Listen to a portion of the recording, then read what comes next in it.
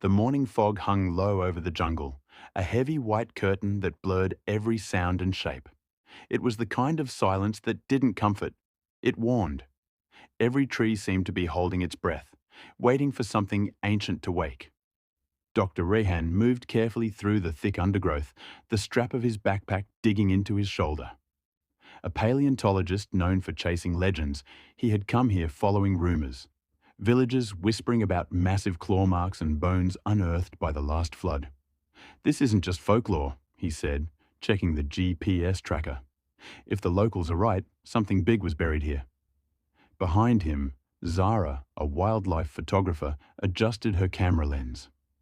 "If this turns out to be real," she said, her voice trembling with both fear and excitement, "this could change everything." Ahmed, their guide, scanned the trees with practiced caution. "We should stay close. The forest here, it watches."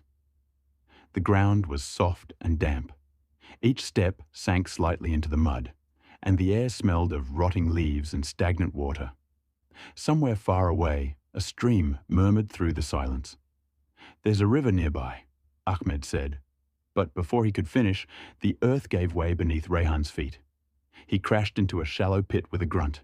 "Rehan!" Zara shouted, kneeling at the edge. "Are you okay?" He groaned, brushing off dirt. His flashlight flickered on, and what it revealed froze his breath. A massive bone jutted out of the soil, curved and ridged. But what stopped him cold were the deep, fresh bite marks etched into it. "This isn't fossilized," Rehan whispered. "It's fresh." Zara's camera clicked as she took photos. Ahmed's face turned pale. "Fresh?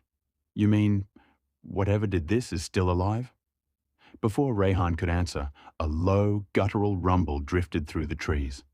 It wasn't the sound of any animal they knew. It was deeper, metallic, and heavy with hunger. Rehan slowly raised his light toward the sound. Something huge moved between the trees, too fast to focus, but the reflection of its orange eyes burned in the mist. Zara's camera whirred. She barely had time to capture a blurry silhouette before a thunderous roar shattered the forest. Birds exploded into the sky. The ground trembled. "Run!" Ahmed screamed. They sprinted through the jungle, branches whipping against their faces, mud flying beneath their boots. Behind them came crashing footsteps, massive, deliberate, unstoppable. Rehan looked back just long enough to see it. A long, narrow snout filled with jagged teeth. Powerful forearms ending in razor-sharp claws. A body like a living fortress. Baryonyx. They dove behind a rock formation, hearts hammering. The creature stopped nearby, sniffing the air. Its breath hissed through the night like steam from a furnace. "Don't move," Rehan whispered.